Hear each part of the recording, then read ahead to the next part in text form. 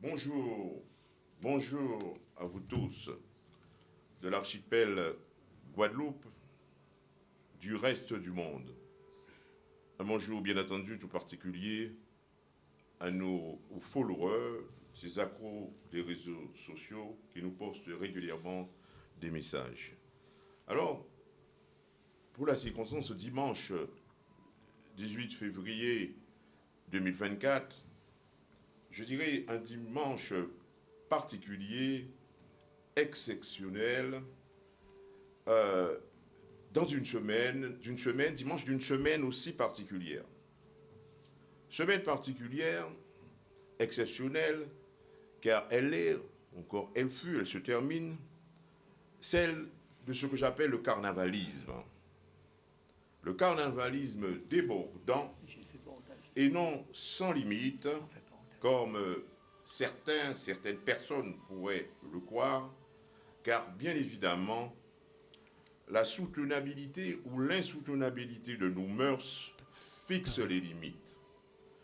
Le carnavalisme, un concept qu'il faut donc approfondir, que nous définirons comme l'ensemble des composants, des valeurs du monde du carnaval.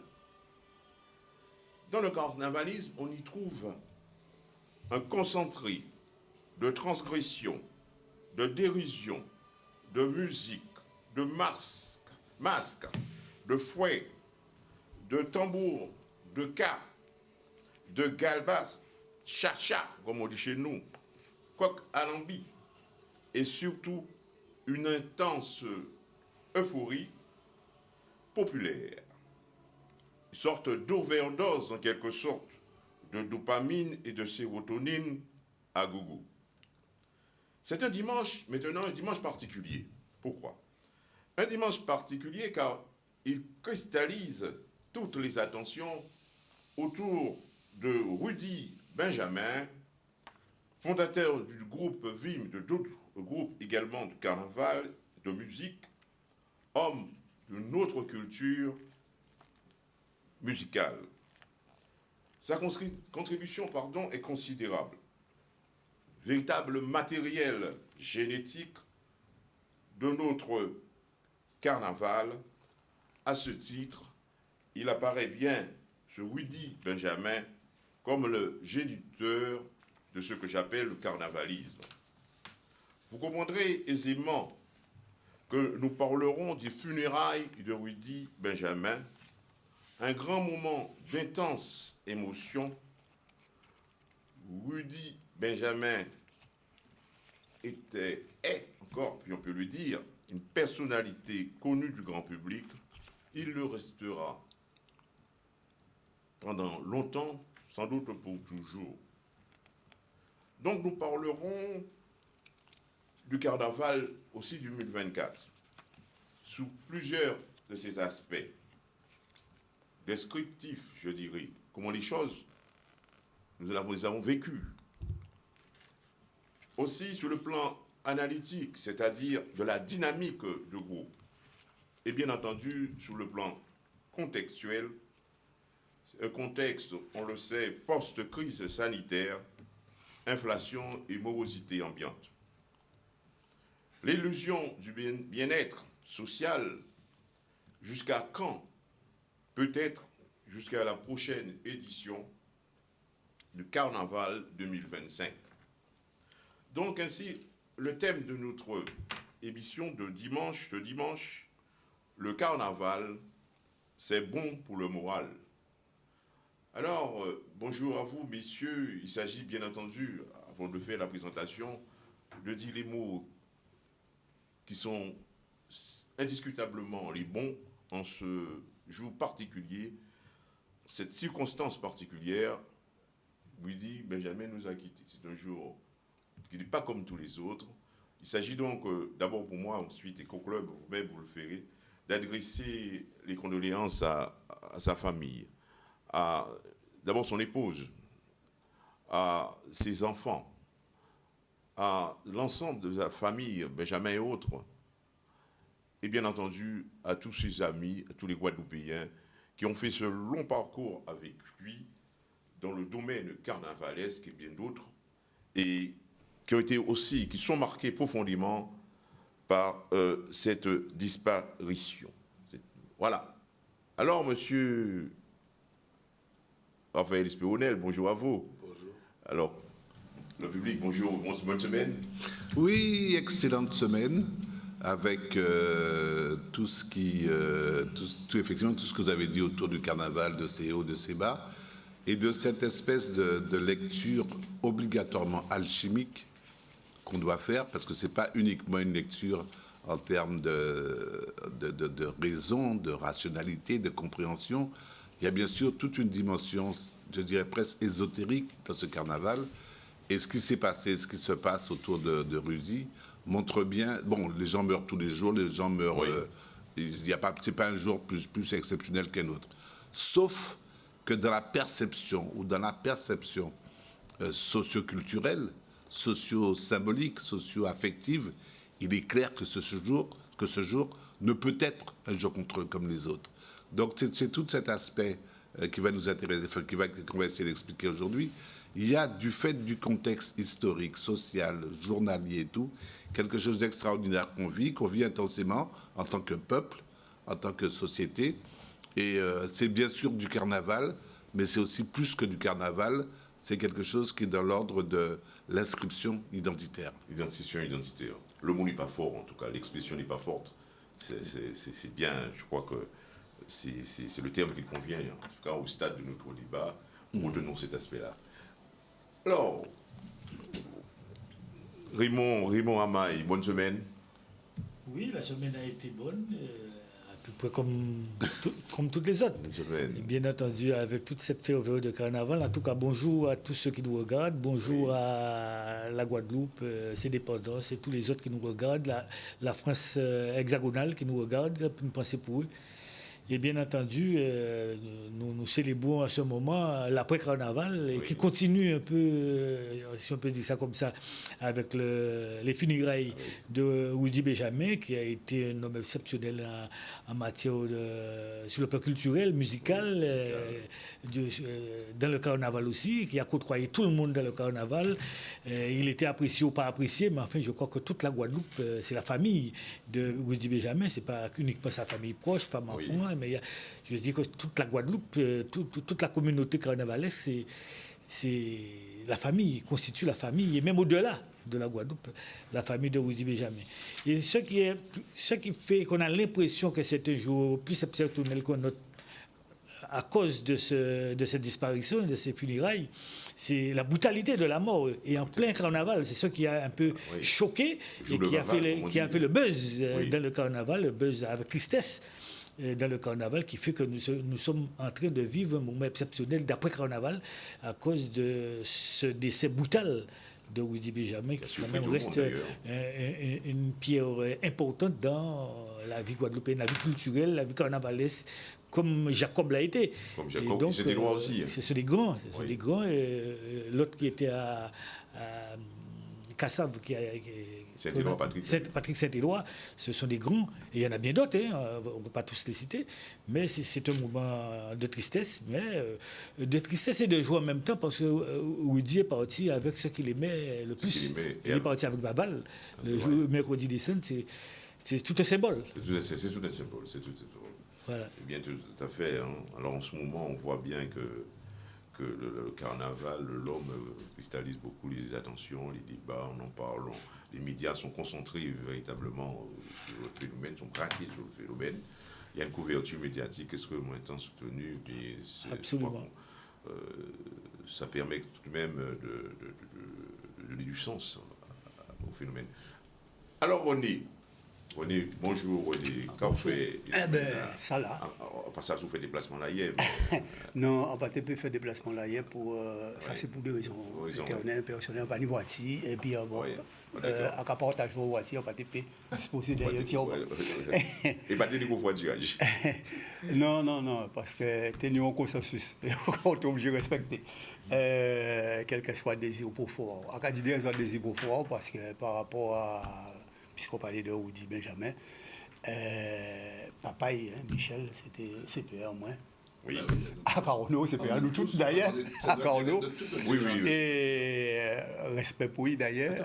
C'était papa. Oui. Il était d'abord. Michel Benjamin. Il était d'abord responsable d'éducation, non? C'est d'abord. Oui, il était qu'à jouer le rôle de CPR. C'était un précurseur à l'époque. Il était conseiller. Bon. Conseiller principal d'abord. Conseiller principal d'éducation, parce que moi, on a travaillé à l'époque, au collège du Carno.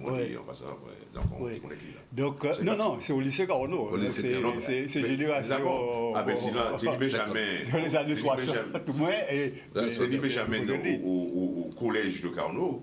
Il était conseiller principal d'éducation à l'époque. Bon, enfin, bref, on va dire. Alors, qui manquait mon lot d'ailleurs, parce qu'il a été une personnalité forte, Michel. Ah, il a sauvé beaucoup. Et c'était le respect. Il a sauvé beaucoup. Il est bon là. Si bien que là, on voit une collègue, il était quand il qui dit à la femme, M. Benjamin, dis-moi, Michel a dit, ça n'a pas aucun arrivé sorti. Peut-être ça qui est sorti un jour, mais ça n'a pas aucun arrivé sorti. Bon, et nous étions assez liés, puisqu'il il était non seulement CP à Fillon, mais il a retrouvé aussi collègue à ces filles là, qui était particulièrement. Et puis c'est Aïketi, qui était en même syndicat qui moi, qui était aussi enseignant à Tibouna. Donc si vous voulez, assez touché quand même, d'autant plus que vous dire, on va connaître les spécialement, personnellement, mais on va connaître quand même, vous dit, dans le milieu. Comme moi-même d'ailleurs. Et puis le milieu de la réflexion et tout ça, parce qu'il ne faut pas oublier que vous dites c'était un des membres fondateurs à Akio, Naba, il y avait d'autres mondes et tout ça, ils ont fondé Akio. Ensuite, ils ont fondé le point d'interrogation. À un moment donné, et ensuite ils font des VIM. Donc, si vous voulez, Carnaval 2024, là, ça justement, il est essentiellement marqué par ça. Par mot Aoudi, pourquoi? Parce qu'il fait l'actualité en Carnaval, là, avec groupe là, VIM. Il fait l'actualité par au défilé, qui font le polémique, et il fait l'actualité par musicalement, par apport là qu'il a porté à groupe Ambassapo, avec trombophone, enfin c'est Kokalambi, et symphonie là, et qui a eu un moyen l'eau et bien avec Tamboula et Kabao, qui a montré que le carnaval en nous évolutif, et il participait à toute évolution à Carnaval en nous, et comme par hasard, il est mort le mercredi décembre.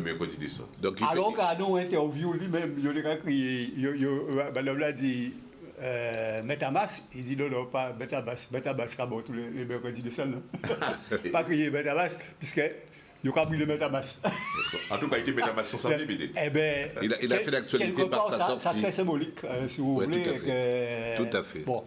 Il faut dire aussi que vous dites est fragile, hein, parce qu'il y a un certain nombre de problèmes par rapport à qui a été, puis il a fait au moins des incidents. Et il était d'ailleurs pour finir en opération à cœur ouvert. Donc, si vous voulez, mais c'est beaucoup qui étaient passionnés par le carnaval, qui étaient aimés carnaval, et en écoutant l'interview l'autre jour avec Théophile, dans l'interview là, ça, il a dit un certain nombre d'habitants qui marquaient mon lot. Il a dit, je n'ai pas partisan à Carnaval toute l'année. Carnaval, c'est une période bien particulière. Ça fait un défilé à masse. Il n'est pas tellement chaud pour s'éviter à ça. Il n'est pas d'accord pour s'éviter à ça. Parce que pour le Carnaval, c'est un temps à expression culturelle à peu près nous. C'est ça qui est particulièrement fort. Alors, attendez, il s'éviter à ça. Et il a dit à Adam Bidéaï aussi, que nous faisons à nos générations, puisque nous, une dizaine d'années, séparés nous, mais c'est peut-être. Nous faisons à nos générations qui forgeait à un contexte bien particulier. Oui. Et hors des contextes en nous par la suite, ni tout un certain nombre de générations qui viennent et qui levaient dans d'autres types de contextes, avec télévision, avec tout un certain nombre d'habitants, et que nous avons coupé qui fait entrer.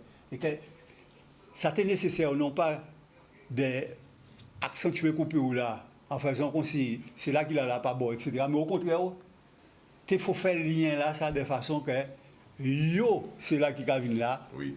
Ils ont raisonné et qu'ils prennent en compte ça, nous, porteurs de génération. Et ça c'est extrêmement important parce que, si vous voulez, ça vous frappe moins, ça vous son Jean Bitin, c'est que l'écoute entre nous fondamentale pour nous retrouver nous et retrouver sens à chemin à payer.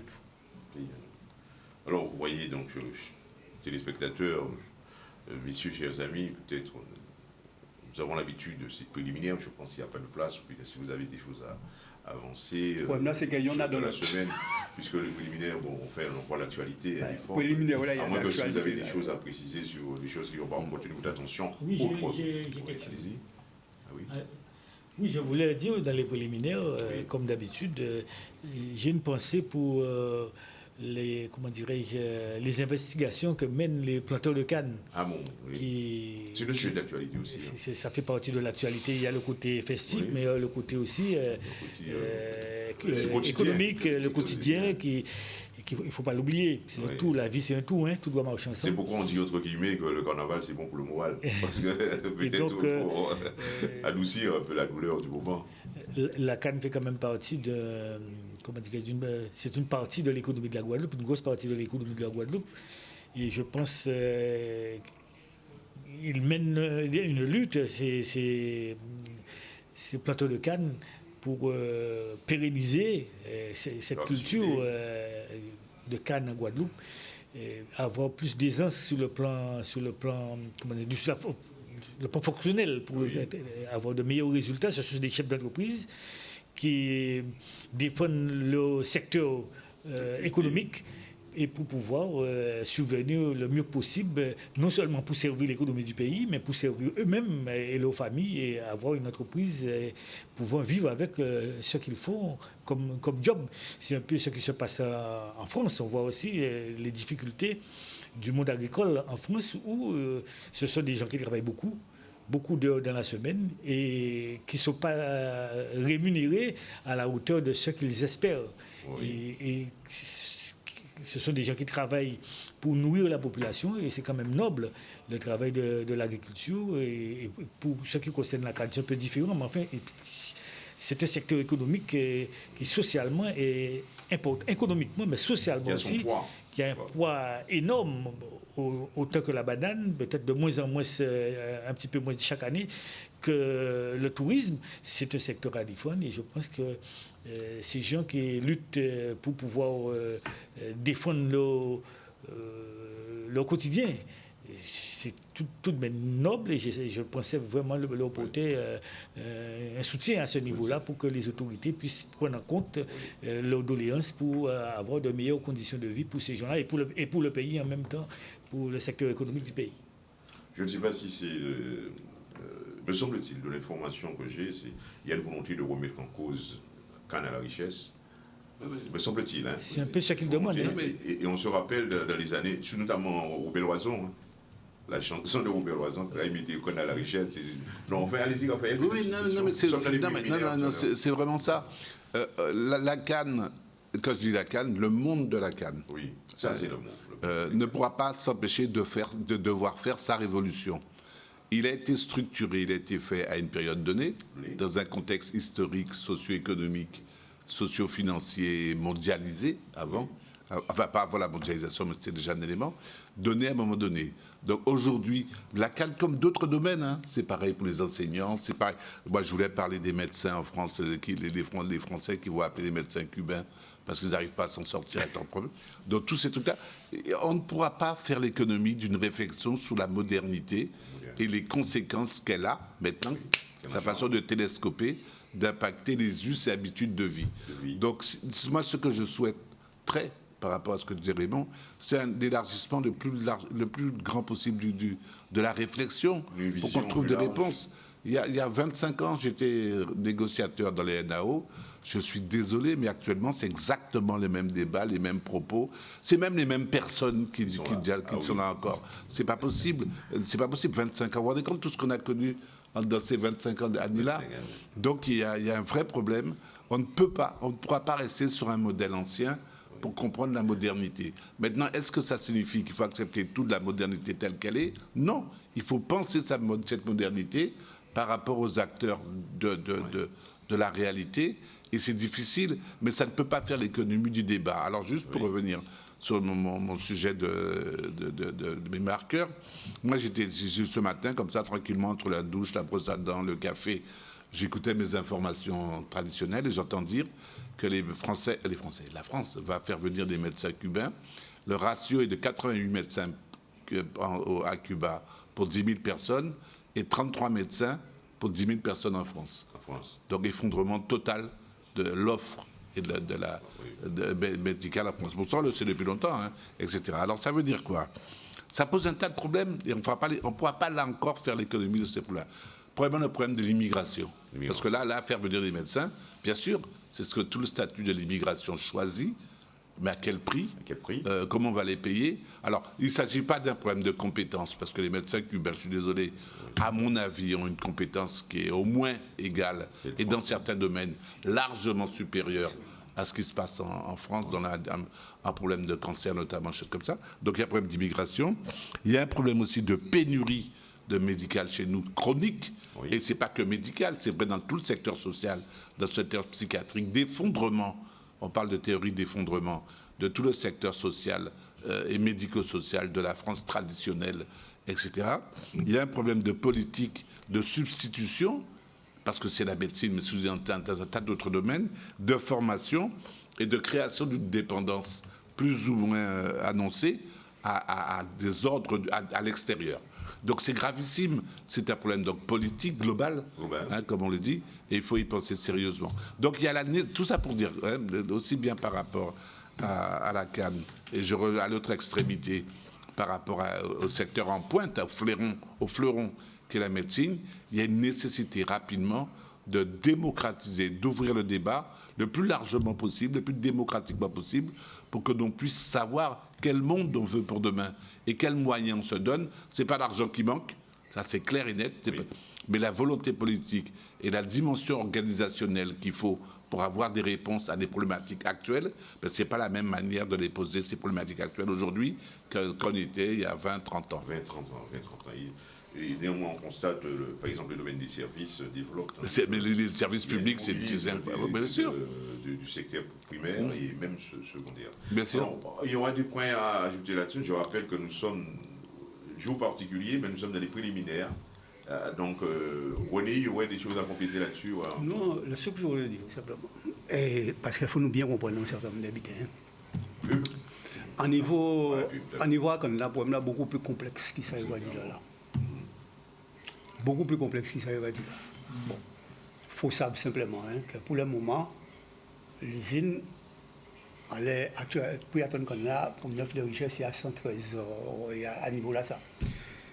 En l'air, l'usine va payer 33 € actuellement.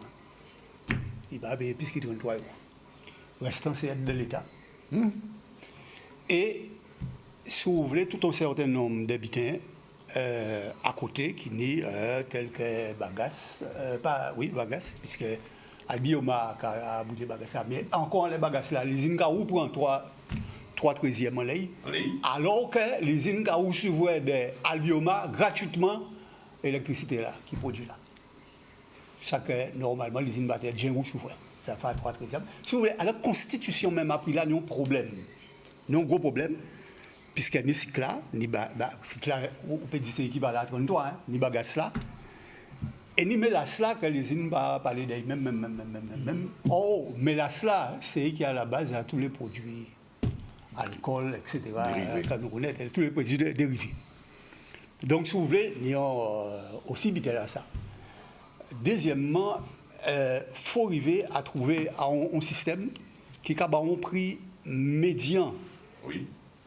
Qui doit être caractéristique à revenu. Parce que tout le temps qu'on a dans le système à richesse là, là on voit aux agriculteurs qui a planté Shanghai, qui fait 60 tonnes de canne, qui fait 120 tonnes de canne, c'est le même prix là qu'il a payé pour faire les travaux agricoles. Deuxième problème, quand on a qui a poussé à l'ail, ou pas on quand nous c'était qui est au neuf, on quand qu'on a payé 6, qu'on a payé d'autres bitins, si bien qu'on ne peut pas arriver à déterminer exactement ce qu'il y a un prix de revient. Il faut véritablement déterminer un prix. Mais son débat qui est fourni, avec spécialiste, moi, quand on est lié à connaître un certain nombre d'habitants, et puis, deuxièmement, formule même, ne serait-ce que pour ce là, parce que le coefficient d'extraction là et tout ça, il a évolué depuis lors. Et pourtant, il est fixé de manière, à l'habitat là, de manière assez fixe. Tout simplement parce que l'usine a augmenté considérablement la capacité d'extraction de ce qu'on y voit là, par rapport à la formule là. Donc, tout ton remise à pied a fait à niveau là ça, et remise là ça, c'est qui déjà commencé à entamer l'année passée à travers les négociations qui étaient faites. Mais qui va être confine.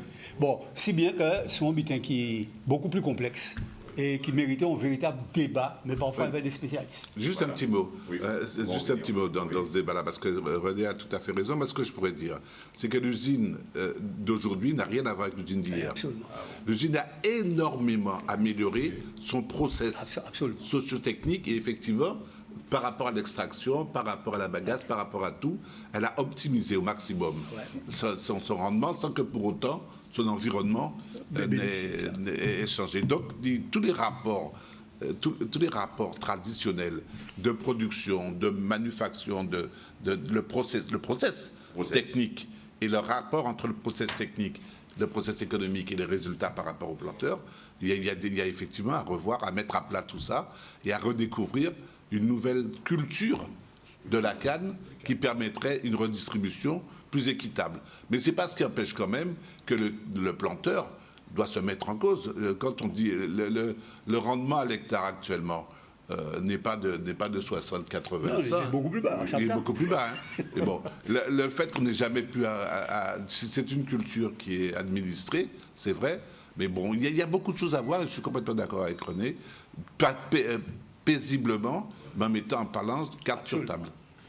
Voilà, on passe à la pub. Juste, on va changer de sujet après. Mais justement, pour compléter, il y a sur le plan social. Aujourd'hui, nous sommes dans un pays où le chômage, et notamment en Guadeloupe, le chômage est très important. Et il se trouve que dans ce secteur, comme dans d'autres secteurs, et Raphaël l'a dit, dans le secteur médical, dans plein de secteurs, d'autres secteurs économiques, on a un déficit de main-d'œuvre. On voit bien chez les médecins, chez les infirmiers, chez les enseignants, il y a pas mal de corps, de professions se trouvent en difficulté de trouver de la main-d'œuvre. Il est vrai que chaque corporation a essayé de protéger au maximum, et on a bien vu ça avec le facteur numerus clausus, ce qu'on a sur le plan médical, sur le plan des docteurs.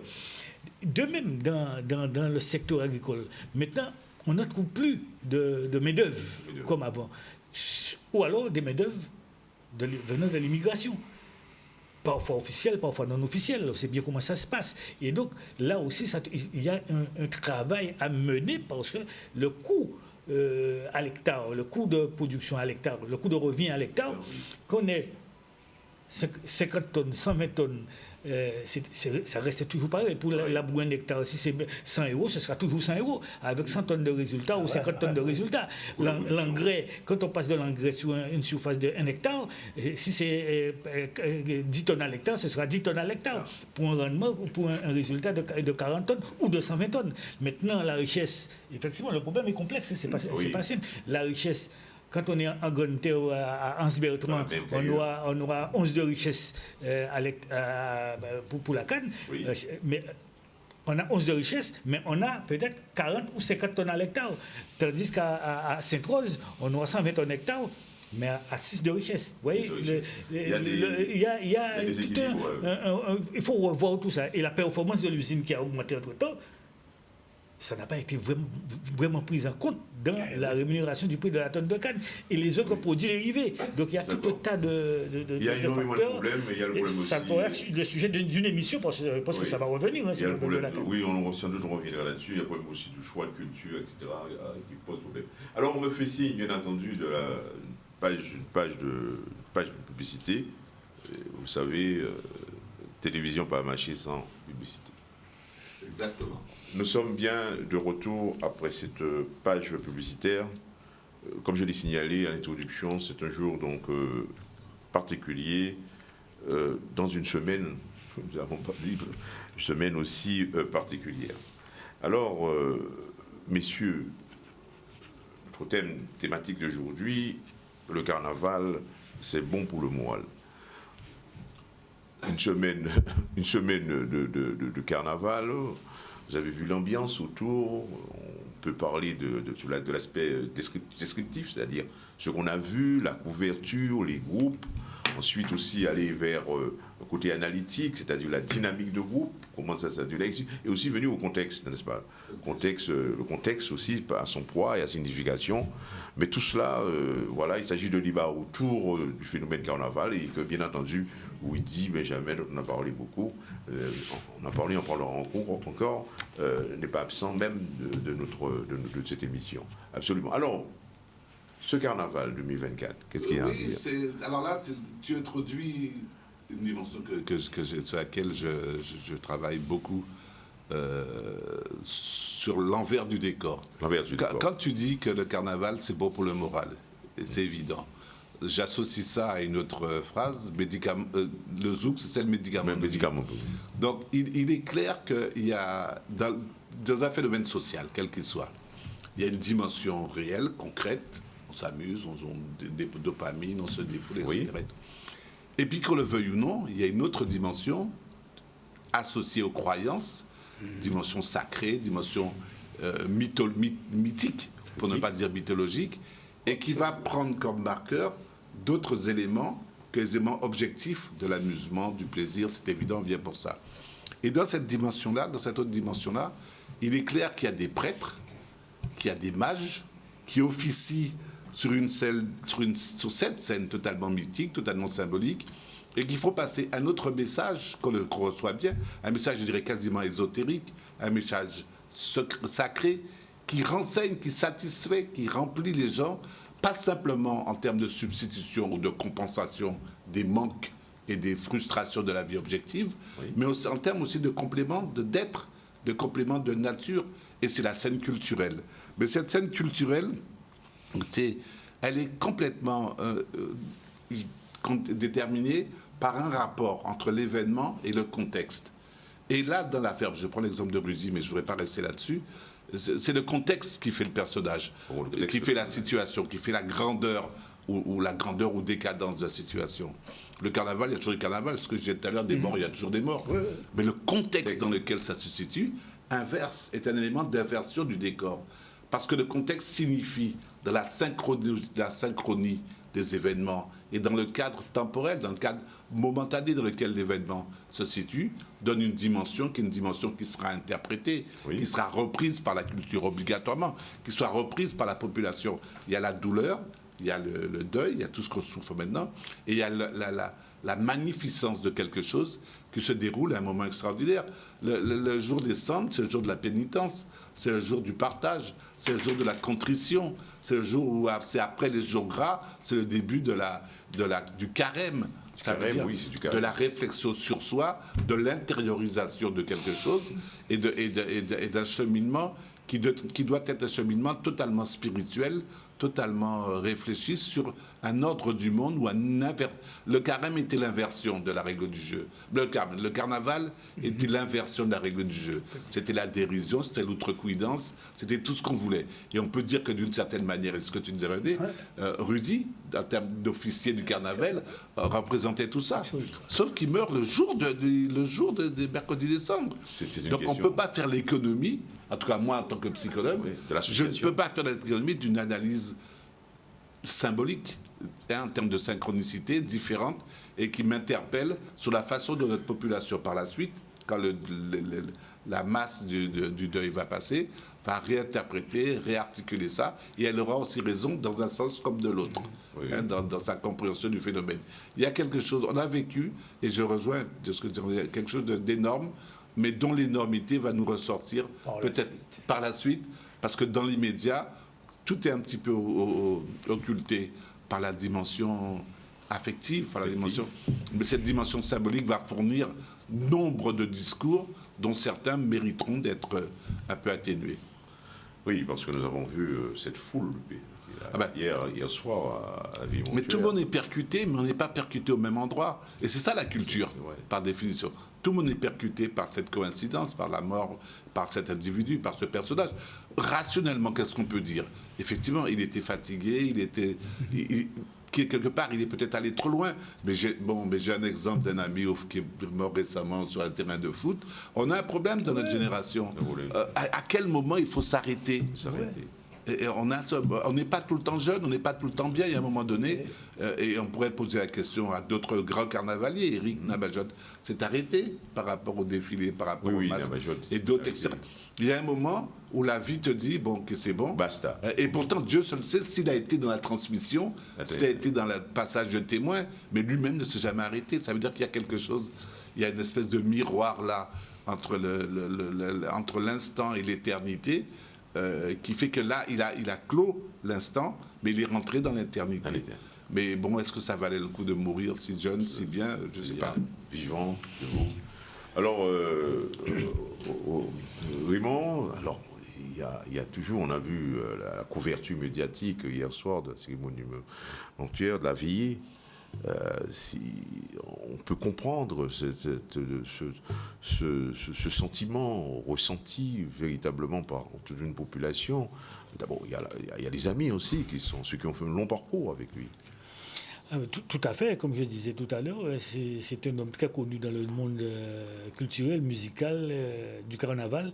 Et donc, chacun voulait apporter sa pierre à l'édifice. Et on a vu hier le nombre de personnes qu'il y avait, aujourd'hui encore.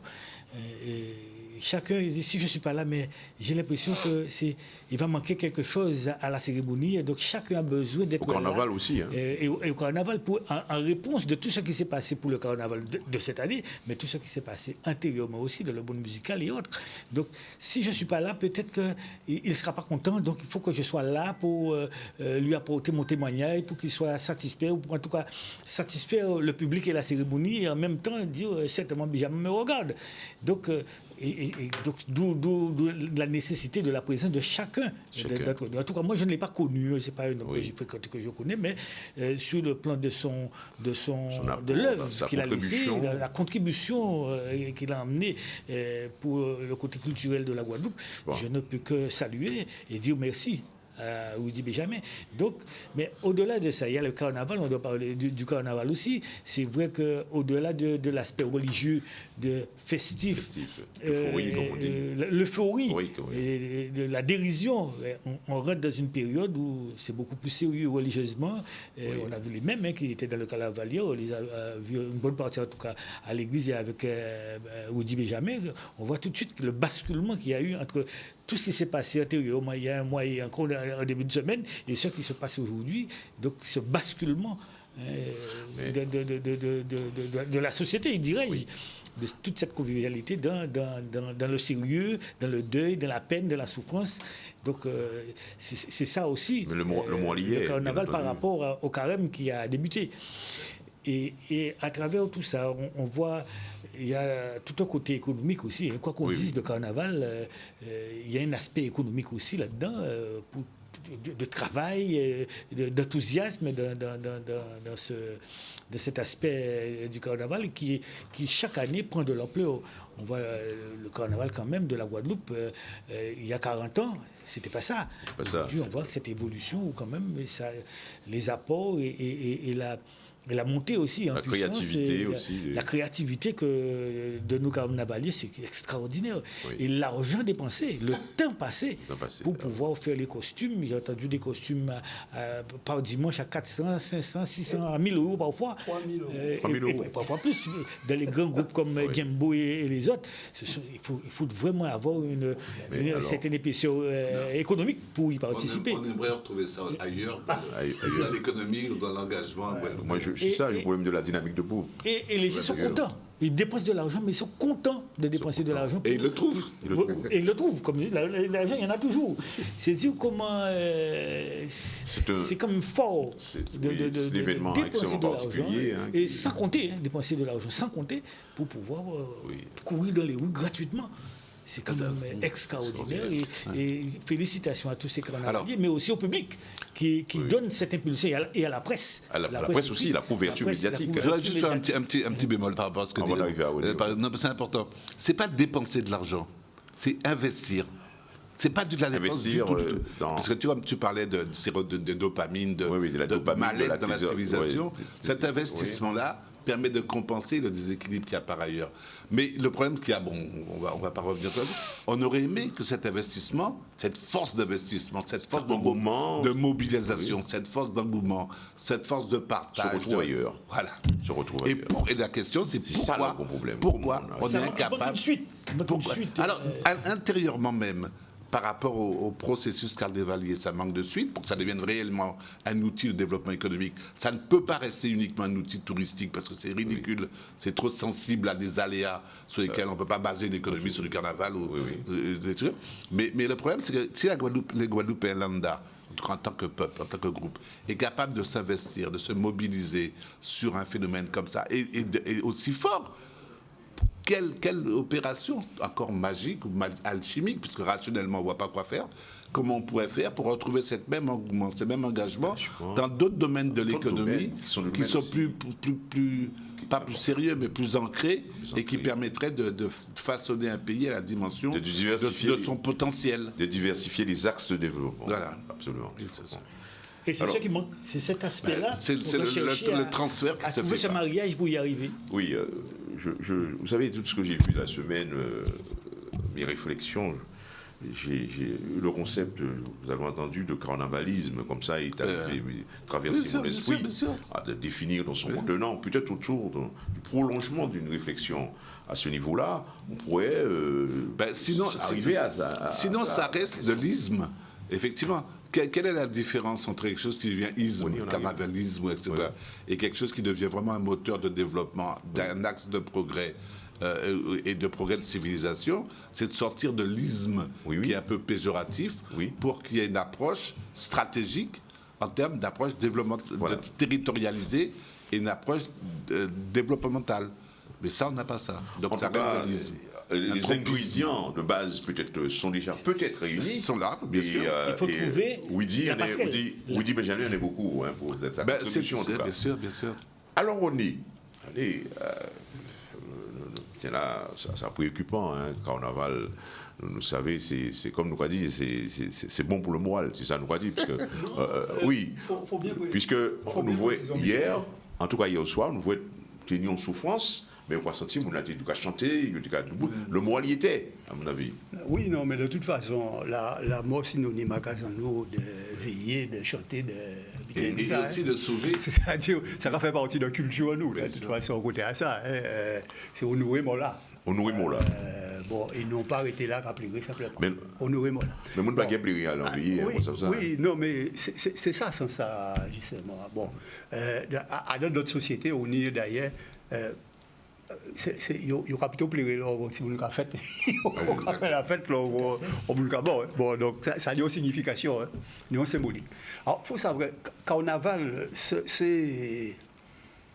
fait partie de tout on dit on mythique, on à la fois équité religieuse aussi, puisque carnaval c'est en Europe ça paraît tout ça, et c'est au moment donné où la religion chrétienne, qui était très dogmatique et basée sur l'inquisition, était qu'à laisser un moment de liberté pour que ces gens-là aient exprimé toute les dérisions à eux, toutes des attaques contre la société, contre le mode, etc. Et carnaval, il y a un aspect là, ça aussi. C'est pour ça d'ailleurs, sous-préfet là, à l'époque, là, qui était interdit à qui on devinait, il faut tout simplement parce qu'il n'y avait pas de feeling culturel. Un moulage culturel en nous. Mais il faut savoir aussi que le carnaval a précédé tout de suite le carême. C'est ça. C'est-à-dire qu'un moment, si vous voulez, d'expression, de liberté, de critique, etc., au PEX, qui a vu tout de suite arrêté, avait le carême. Le carême qui sont moments beaucoup plus ou de privation, etc. Modération, quelque part. Et Adam symbolique en nous et tout ça, on peut tout le monde dire, là, on est quand même, attention, tout diable des roses, c'est là, on peut dire le crime les plus violents, les plus vitaires, etc. Ou pas qu'à associer ça avec carnaval. Hein. Ou pas plutôt associer avec carême. Ça donne mystique en nous. Oui. Ça donne tout, si vous voulez, un certain nombre de spiritualité, mystique qu'on doit porter en nous, en tant que peuple, en tant que.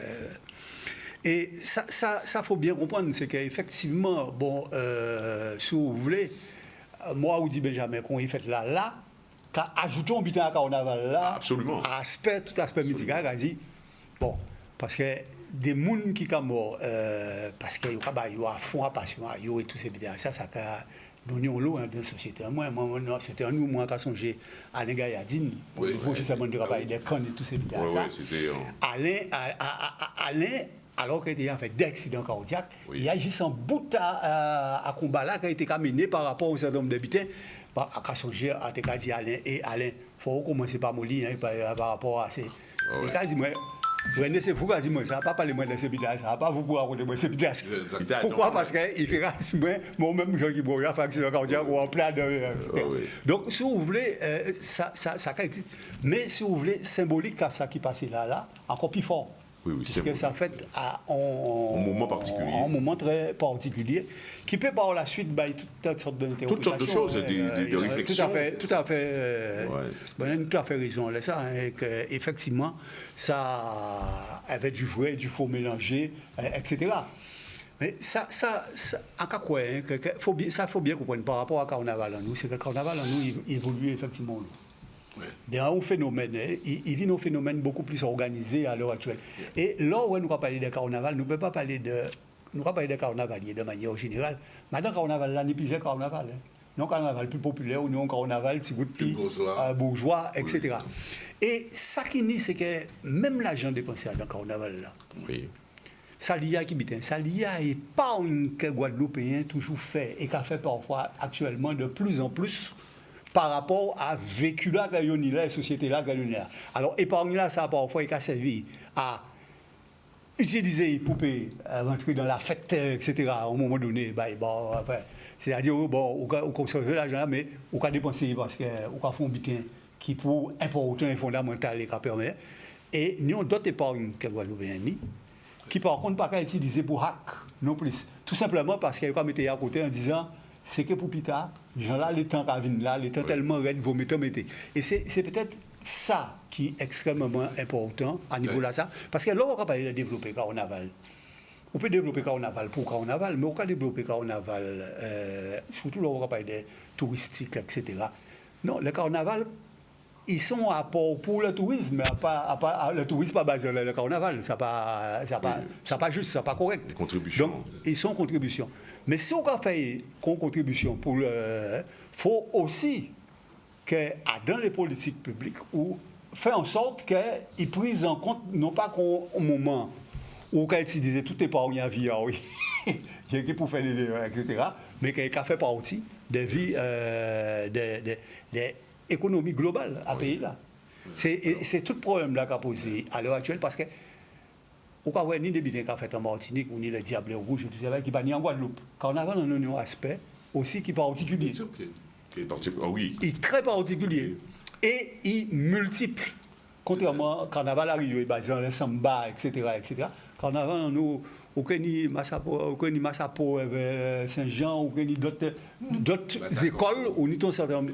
Et c'est ça qu'il faut certainement faire en sorte que les bitins pratiquement c'est on peut ni des écoles de carnaval. Faut ni des penseurs, mais non pas en carnaval qui a déroulé pratiquement tout le temps. Non. Oui. Non, c'est pas la pub, d'accord. Non, mais ce qui est super intéressant et l'expérience, l'apport original de la Guadeloupe, c'est de bien montrer que d'un côté, le monde est bicéphale. Il y a deux mondes. Oui. Il y a un monde objectif, réel, physique, où les processus de vie se déroulent, de carnaval, de culture, etc. Et puis il y a en face un monde, la mort, des choses comme ça. Et la mort, c'est un état. Donc on peut pas. Alors il peut être récupéré par la culture, mais c'est autre chose. Et donc le carnaval se situe entre les deux. puisque c'est la dérision, c'est le débordement, c'est de la transgression. Et la Guadeloupe montre bien cet aller-retour, cette capacité transverse que nous avons de jouer et de se foutre de la tête de l'ordre normal ou culturel des choses, y compris dans la dérision, parce que c'est le terme que tu as utilisé. C'était vraiment le bon terme, parce que dans le concept de dérision, je ris de tout, y compris de moi. Et de moi dans ma finitude. Moi, dans ma finitude, c'est la mort. Donc je me fous de ça. Mais là, parce qu'effectivement, je peux aller au-delà dans l'outrecuidance qui me permet de dépasser, soit par la sublimation, soit par la négation, de dépasser l'état des choses.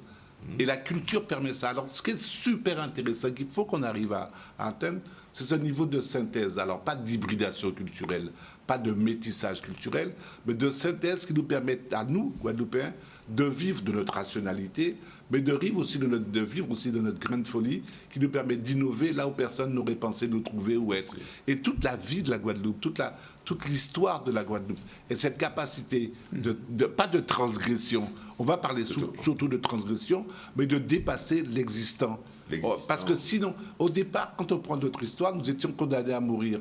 L'esclavage, c'était l'assimilation à une bête, à des biens meubles, à du bétail. On n'avait pas le droit de citer, on n'avait pas d'humanité. Et donc, on était quelque part dans une espèce de mortification sociale. Et pourtant, on a traversé ça, on a survécu. Là, le rôle de la femme potomitan, c'était pas simplement parce qu'on a dû, à un moment donné, passer dans le relais à la femme, parce que c'est elle qui était capable d'assurer les conditions de survie, là où la vie n'était pas possible, dans l'ordre naturel des choses. Donc, il y a effectivement, dans le carnaval, une profonde interrogation sur notre capacité à rebondir, à faire, à créer, dans un environnement qui est fondamentalement contraint ou fondamentalement contrarié. Donc la richesse du carnaval, sa diversité, c'est tout ce qu'il apporte dans la diagonale. Oui. Bon, maintenant, ok, on a dit ça, mais faisons-le un chemin, une stratégie, une réflexion qui soit une réflexion qu'on va porter. On parlait de la canne tout à l'heure. Je ne sais pas. Imaginons cette intelligence, imaginons cette capacité de se servir des opportunités de la vie quotidienne pour en rire, mais pour aussi en faire des éléments de développement et de progrès social. On me fait juste un signalement d'une page publicitaire, mais je veux quand même très rapidement préciser que tu as parlé donc de transgression, de dérision, mais nous pensons aussi aux limites, les limites de la transgression, parce que nous avons des mœurs, et que justement la soutenabilité ou l'insoutenabilité de nos mœurs définissent. Alors c'est ça, le schéma, je laisse la parole à la pub, mais le schéma c'est que la transgression, c'est dans un ordre donné. Mais cet ordre donné, c'est pas le nôtre, c'est celui qui nous a été assigné. Absolument. Maintenant, si on passe de l'autre côté, dans un ordre qu'on n'est pas très bien, mais il faut qu'on l'approfondisse, qui est notre ordre endogène, auto-créé, auto-organisé par notre culture, notre histoire, notre canal historique, peut-être qu'on n'est plus dans la transgression, mais on est dans la réalisation de la réalisation. Voilà. Alors, page publicitaire, ce signalement est fait. C'est tout bon. Voilà. Nous sommes bien de retour après cette coupure. Notre thématique du jour, le carnaval, c'est bon pour le moral. Alors, messieurs, ce dimanche, on ne cesse de le dire, particulier, cette cérémonie mortuaire, qui retient les attentions, la grande foule, il faut penser peut-être demain. Alors, il y a la mortalité, il y a effectivement le côté un peu obscur de la chose, mais tout de même, il y a le moral. Et là. Oui, mais la cérémonie mortuaire fait partie de la gestion du moral. C'est quelque chose de temps, et surtout chez nous au niveau culturel. Et là, c'est intéressant ce qui se passe. Il y a deux dimensions. Il y a une dimension spirituelle religieuse. Oui, on a vécu là. Il y a une dimension totalement païenne. Et qui est identitaire, profonde. Et les deux dimensions, ça reprend ce que je disais tout à l'heure, ne sont pas en contradiction. Du tout pas. Dans la culture. Et toutes les deux soignent le moral. Et permettent que le travail du deuil se fasse avec apaisement. Avec apaisement, oui. Donc c'est une bonne. Il y avait ça. Je me rappelle une fois un enterrement à Mornalo. Ça m'avait frappé. Je venais d'arriver en Guadeloupe où j'étais allé. Et c'était un enterrement complètement. Il y avait du rhum, de la soupe, du gros quart, enfin toute espèce de truc. Et j'étais étonné, frappé par cette dimension. Alors que moi, je sortais de France, c'était plutôt, à l'époque, l'enterrement, c'était pleurer, machin. Mais là, c'est des trucs incroyables. Il y avait toutes les maîtresses du mec qui étaient là. Oui. Elles discutaient entre elles tranquillement, elles échangeaient des anecdotes osées et tout. Et c'était festif. Et ça m'avait frappé. Et le lendemain, j'étais retourné. Et parce qu'il y avait 2 soirs de vieilles, un truc comme ça. Et c'était l'enterrement religieux. Et là, toutes les mines étaient déconfites. Le prêtre culpabilisait tout le monde en disant que le gars avait eu une vie de patachon, etc., etc. Et les deux cohabitent dans notre culture, parce qu'on a vraiment cette dimension bicéphale, que je disais, qui est avec le côté rationnel, judéo-chrétien et culpabilisateur de la France bien pensante, petite bourgeoisie et tout, je dis de la France, mais en fait de ce système-là, et l'autre côté qui souche, qui vient de nous, et qui est le côté que la mort, c'est une libération. Qu'il sauvé, et que maintenant il a compris, et que Dieu a compris, Dieu a tout pardonné, etc., etc. Donc là, on a les deux aspects. Et c'est ça aussi le carnaval, avec quand je parle d'inversion du miroir, et que donc c'est l'autre côté du décor, mais quand on met 2 miroirs face à face, les deux se réfléchissent.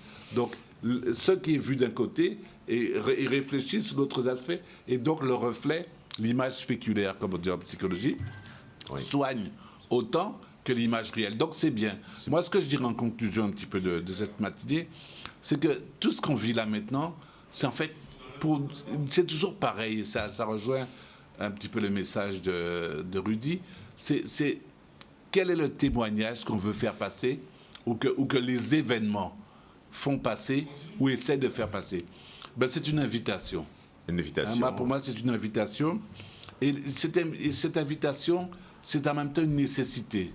Nécessité pour nous de penser le carnaval autrement que comme un simple pansement social de nos frustrations quotidiennes, de nos manquements, de nos erreurs.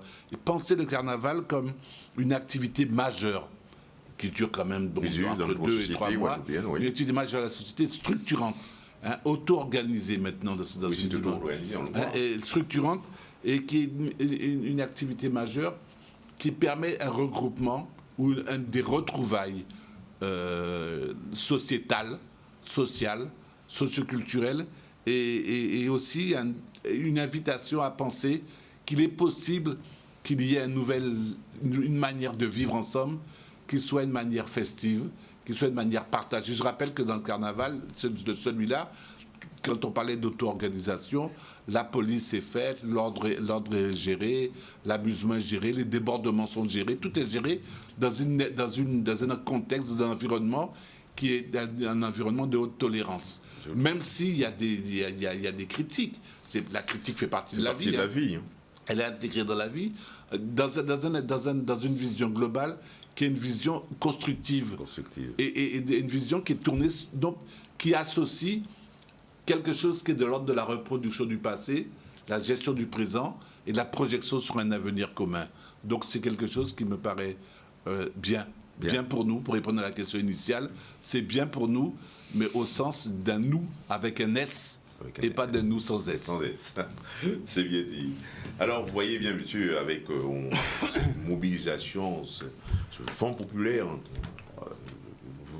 nous avons vu, que nous voyons, qui est communiqué par tous les médias, n'est-ce pas, ces couvertures médiatiques, cela aussi nous conduit à nous poser des questions sur nos rapports. Il y a une évolution, sans doute, de nos rapports à la mort, n'est-ce pas? Est-ce que c'est le contexte même du carnaval qui adoucit la douleur, n'est-ce pas? Il y a des questions qu'on se pose, mais indiscutablement, est-ce que c'est du jamais vu en Guadeloupe? Je crois qu'on a eu cet Éloi et aussi l'autre, mais dans le domaine toujours de la culture, de la musique, n'est-ce pas?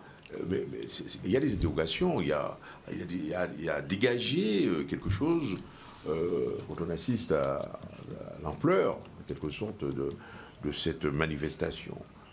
On peut comprendre aussi, bien entendu, puisque c'est un homme qui est connu tout de même. Allez, Ramaï. Oui, effectivement, la mort fait partie de la vie. On le dit donc, toujours. C'est une continuité, et donc profiter de cet engouement, de ce rassemblement populaire où il y a tout le monde est là, hein, il n'y a pas de distinction sociale entre les carnavaliers.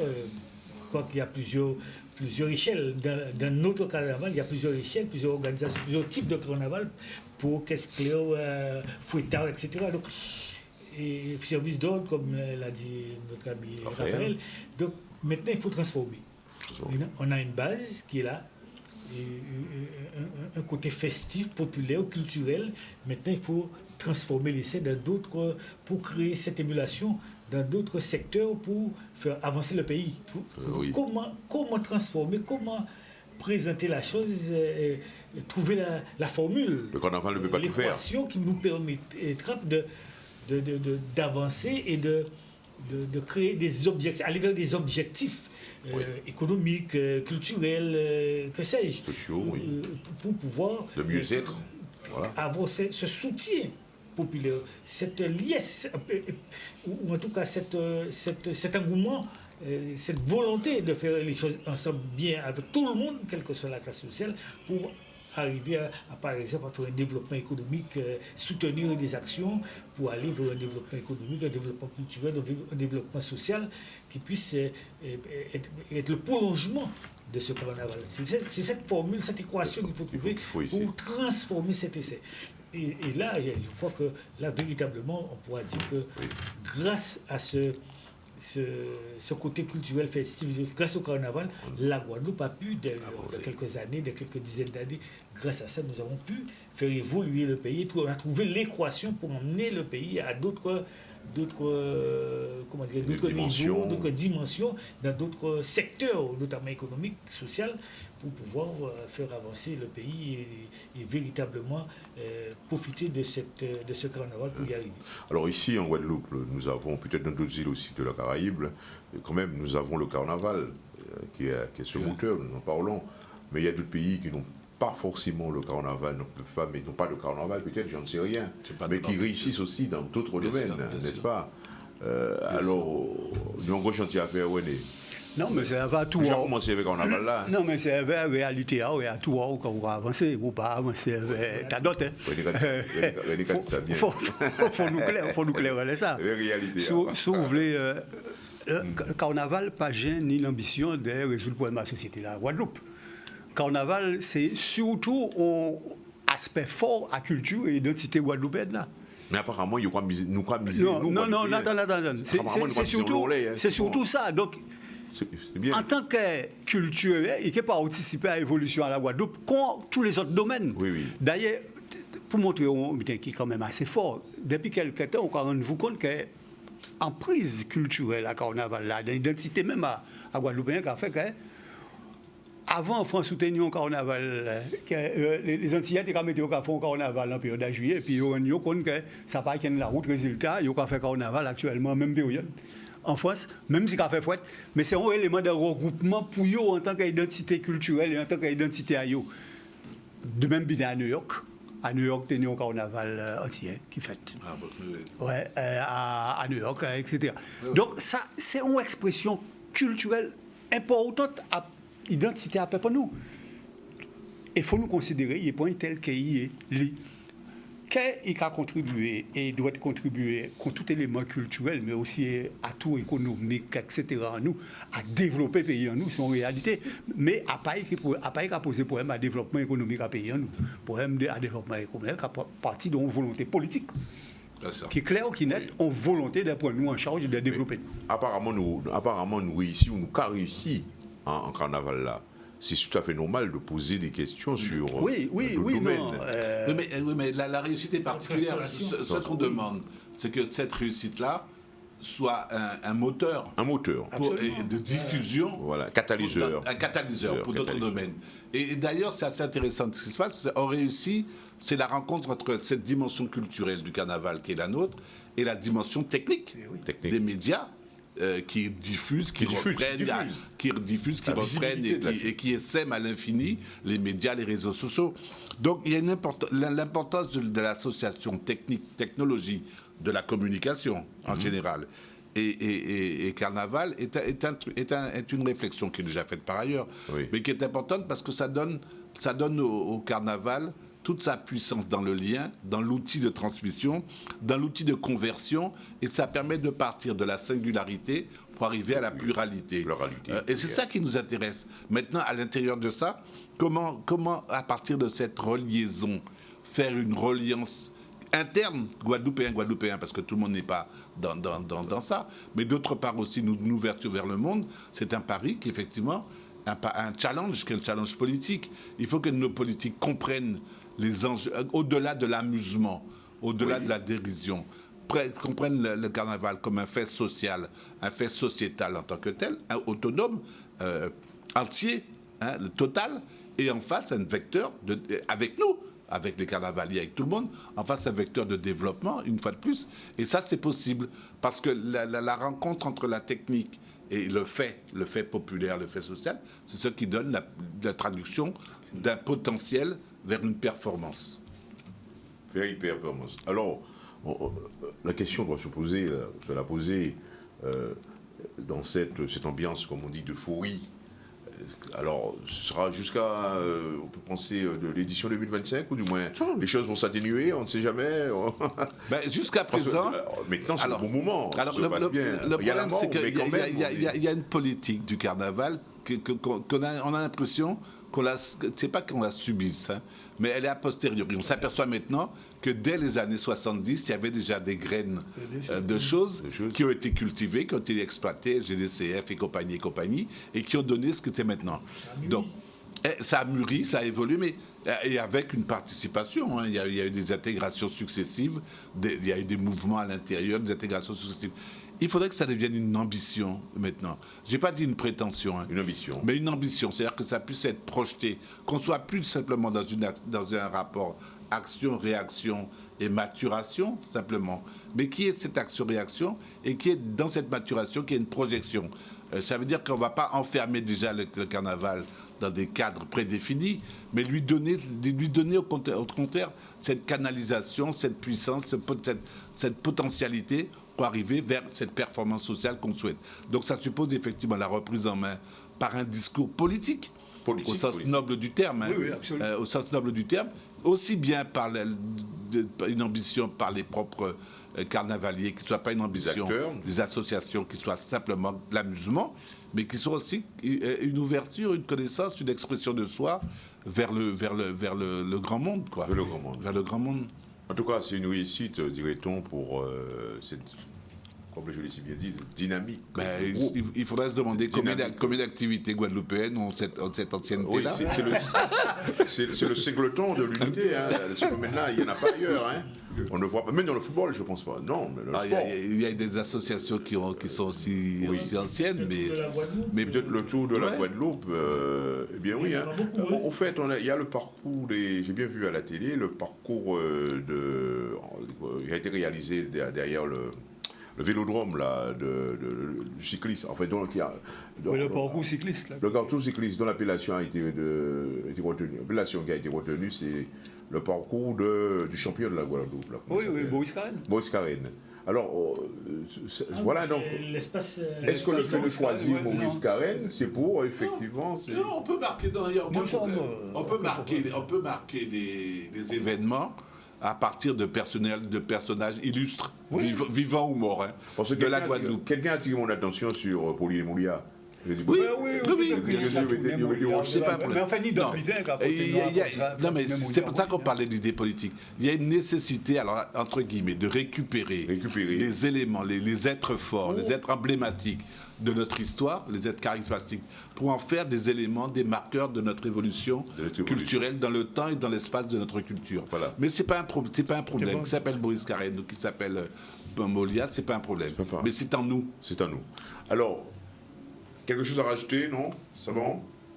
Voilà donc, ainsi se termine notre émission de ce jour. Je rappelle donc le titre, le carnaval c'est bon pour le moral. Un jour particulier, n'est-ce pas, d'une semaine, bien entendu, particulière. Alors, nous avons tenu à communiquer là-dessus, à accompagner cet élan, cette ferveur populaire en ce jour particulier des funérailles de Widi Benjamin. Cela a été dit.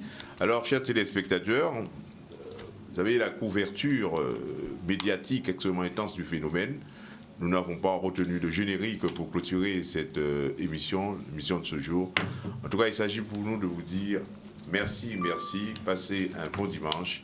Et à dimanche prochain pour une prochaine émission. Et puis, restez accrochés, bien entendu, à Canal 10 pour la couverture médiatique des funérailles de Widi Benjamin.